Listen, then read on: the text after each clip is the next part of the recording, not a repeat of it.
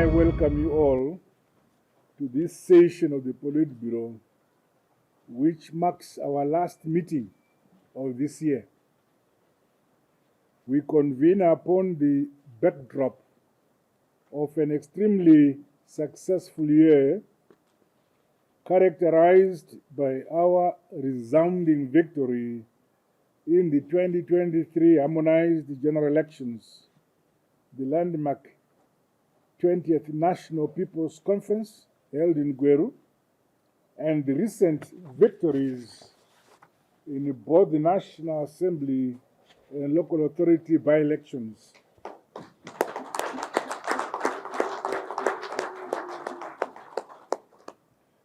Sadly, however, as we convene, our nation continues to lose illustrious sons and daughters. I invite the Politburo to observe a minute of silence in honor of the late national hero, Professor Ngwabi Bebe, as well as other cadres who passed on across our provinces during the intervening period.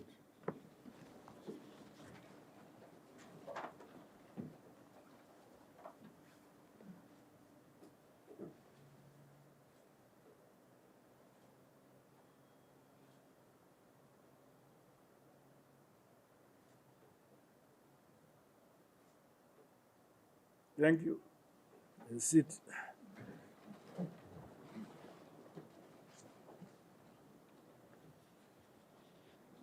May their souls continue to rest in eternal peace. Comrades, the developmental and the growth milestones we are realizing across all sectors of the economy attest to the sound policies of our party and government, as well as the resilience and the hard, honest work ethic of the people of our great motherland, Zimbabwe. We have every reason to be proud of ourselves as a nation.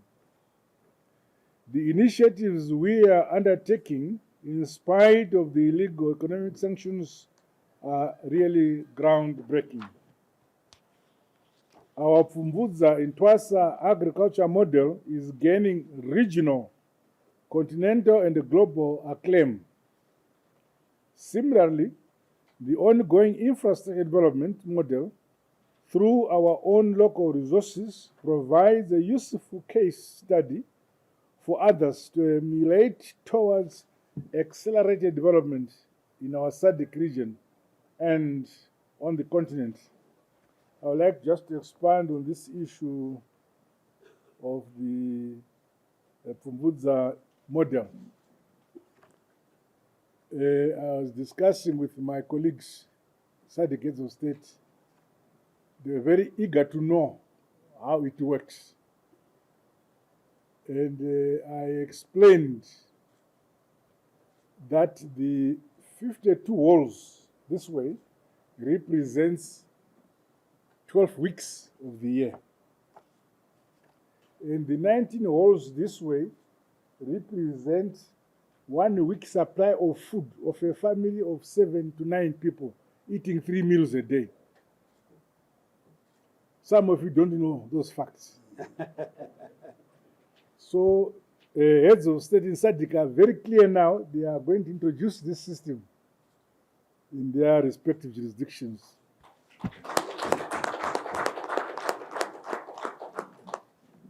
The science, technology, and innovation revolution has seen the emergence of new industries and associated manufacturing sector. Construction is booming across the country in both urban and the rural areas, while the devolution and decentralization agenda has increased social service infrastructure in our country. Our party policies are yielding positive results. As such, the good performance of the party in the recent by-elections serve to confirm that we remain the only revolutionary party which can modernize and industrialize our country and deliver a higher quality of life for the shared prosperity of our people.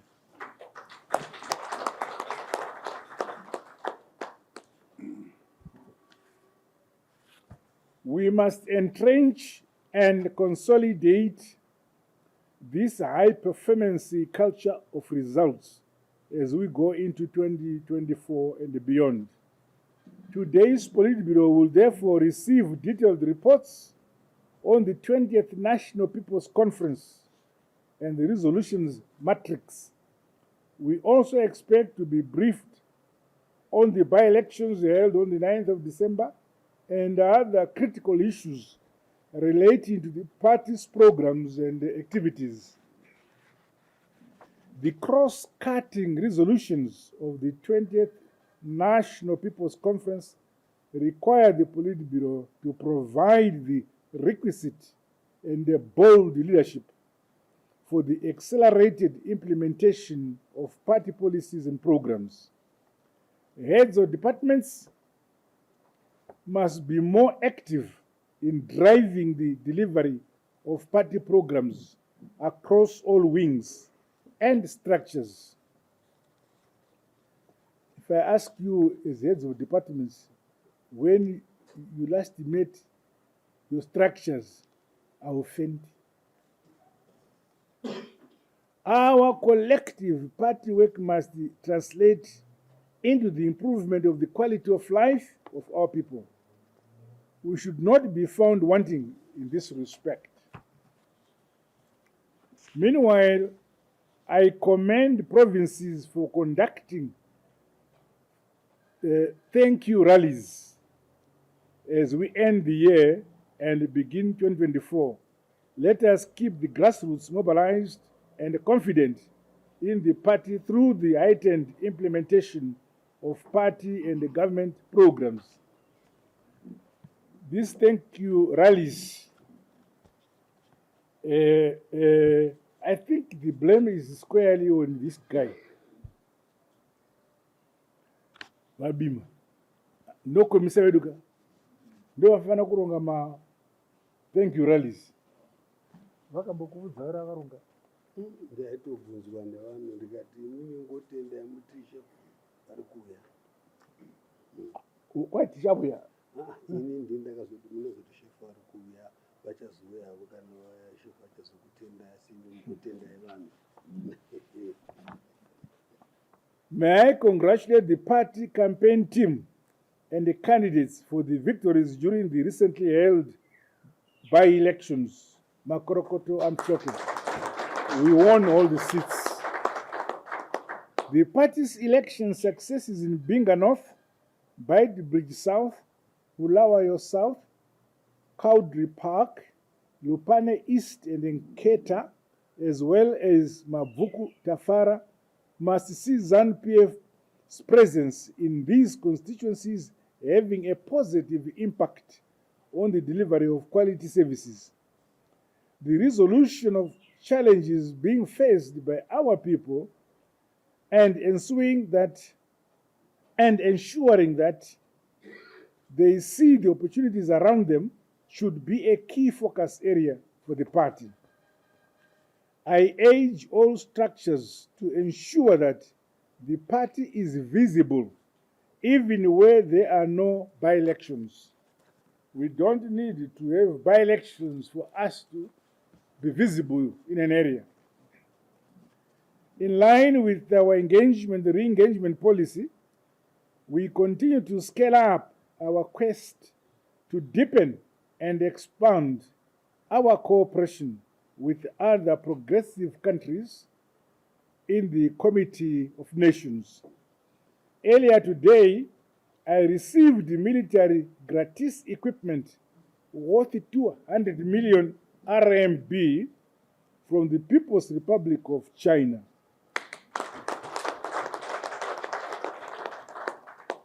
This is yet another example of the unbreakable, consistent, comprehensive, and strategic partnership that exists between Zimbabwe and the People's Republic of China.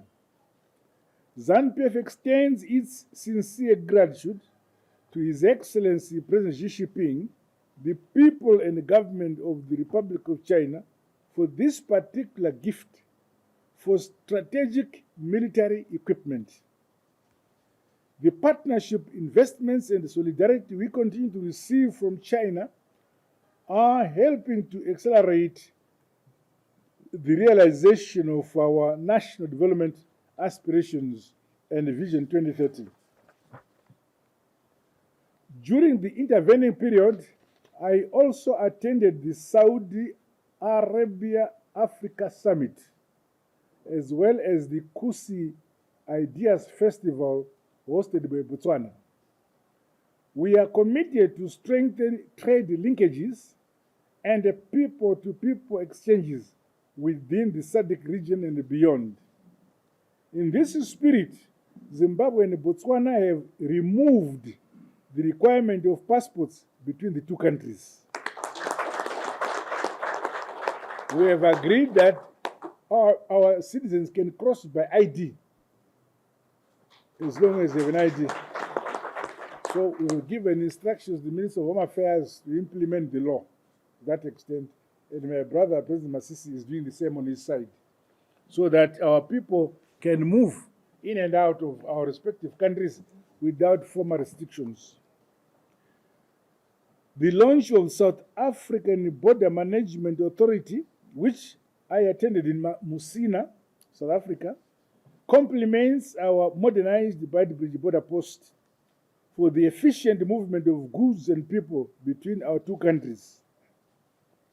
Likewise, the commissioning of the Machipanda railway line by the Republic of Mozambique, which I witnessed at the invitation of His Excellency President Nyusi, are important developments within our sub-region as we strengthen our cross-border infrastructure for increased trade and commerce.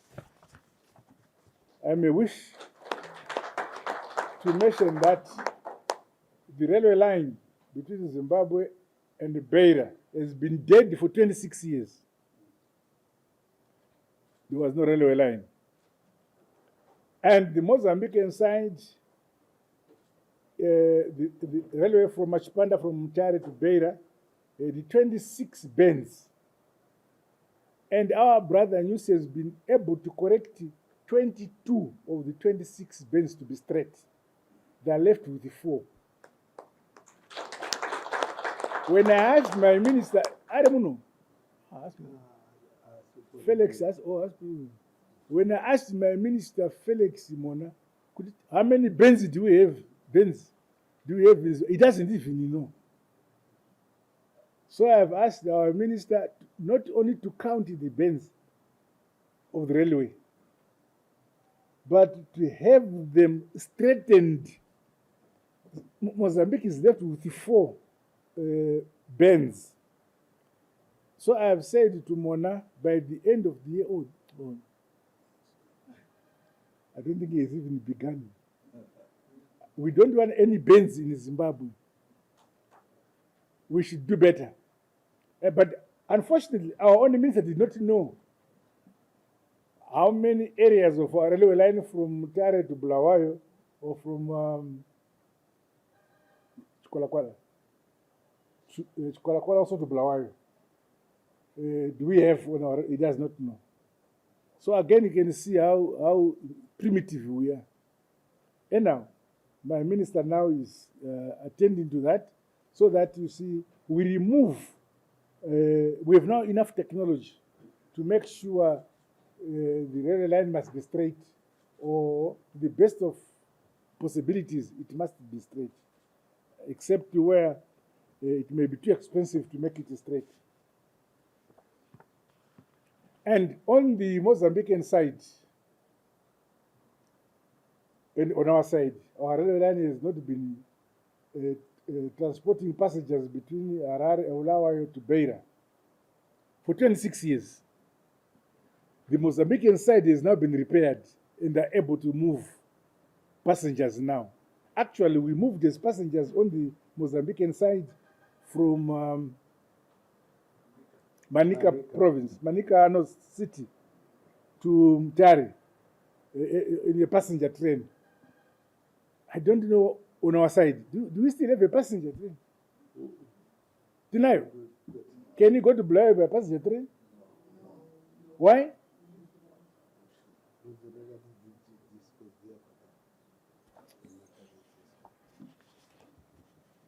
So our friends there have refurbished their side. There's now a passenger train from Beira to Machipanda. And in the process, out of the 22 bends, of the 26 bends, they've cleared 22. 4 are remaining. I don't know we have on our side. So we also need to attend to our railway line and introduce travel by train. And it's cheaper for our people. Even also, currently, for the last 26 years, according to Mozambican side, traffic from Zimbabwe and Zambia was going to Beira by road. This causes more damage on our highways. Mozambique was saying to us, my dear brother, we have now upgraded our side. So you don't need to transport cargo on the highway, on the roads. It's expensive and it damages roads.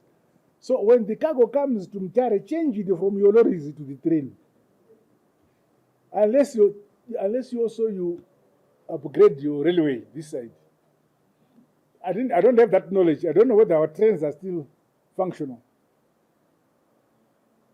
Do we have trains running? Oh, very good. Very good. So it makes transport costs cheaper for bringing our goods from outside, our imports from Beira into Zimbabwe, and our exports from Zimbabwe to the outside the world through Beira, because now, after 26 years, this has now been refurbished and it's functional.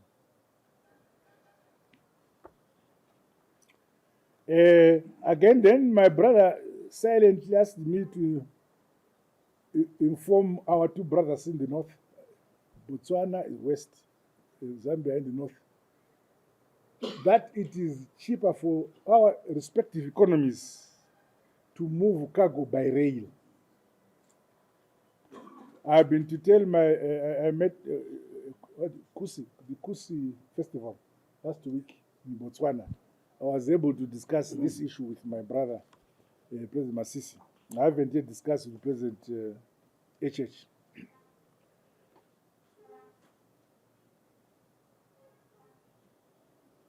Zanu PF remains gravely concerned by the growing humanitarian crisis and the needless loss of life in Gaza. We thus continue to call for the respect of international law and the peaceful resolution of the ongoing conflict in accordance with the various resolutions of the United Nations and the dictates of the United Nations Charter.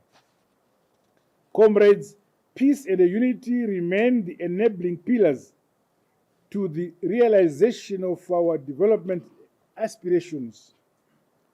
In a few days, we will be commemorating our National Unity Day.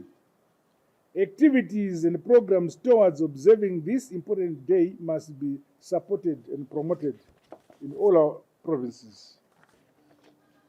Earlier this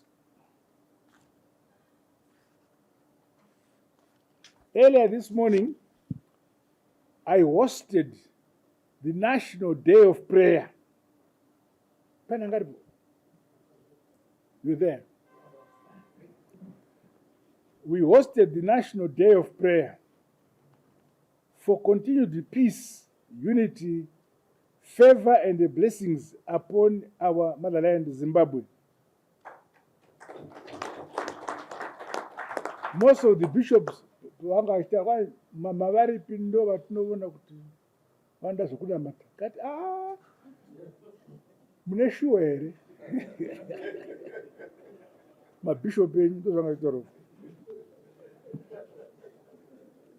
Among other things, we prayed for the rain. And we thank God for the rain. All structures of our party and the generality of our people are exhorted to remain united as we march forward in building our country, brick upon brick and stone upon stone. The prevailing weather patterns confirm that climate change is a reality. However, through our responsive and people-centered policies, multi-pronged strategies are in place to mitigate the negative impact of the El Nino phenomenon. Going into the future, our Zanu PF government shall scale up dam construction and irrigation development. At the grassroots level, the drilling of boreholes as well as the promotion of climate-smart agriculture, including practices such as Fumbudza Itwasa, along with agricultural production based on agroecological regions, will be our focus. In concluding, as we go for our festive holidays and into the new year, I call upon the nation to continue upholding the culture of unity, love, and hard work. And let us also drive safely on our roads during the Christmas and the New Year festives. Please, our nation, it is a duty upon ourselves together as a nation to avoid tragedies on our highways. Let us drive carefully. Those who want to drink at home.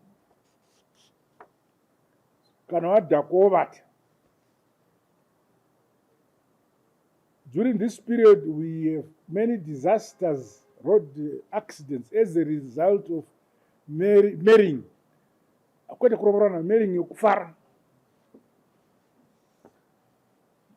So if people want to do the marrying, please do it where you don't drive and cause accidents.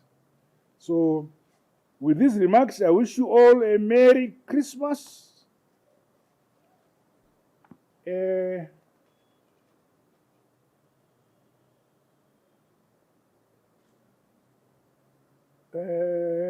Ndofunga kuti pa bread inoyi munhu anofira kuti ita Christmas nyana ndiani msitsoro kwete komisa kana treasurer kana mai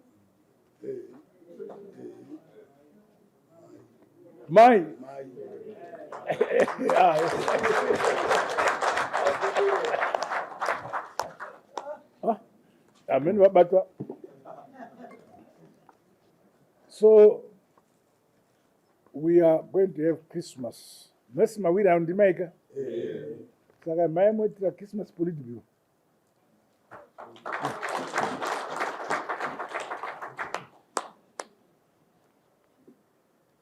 Kuma vice president anafana kuitira chi. Angangogari. Christmas. Kubatira mari.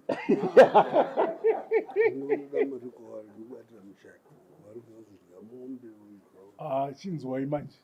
Kwani ndikuita mchato muye muzodla.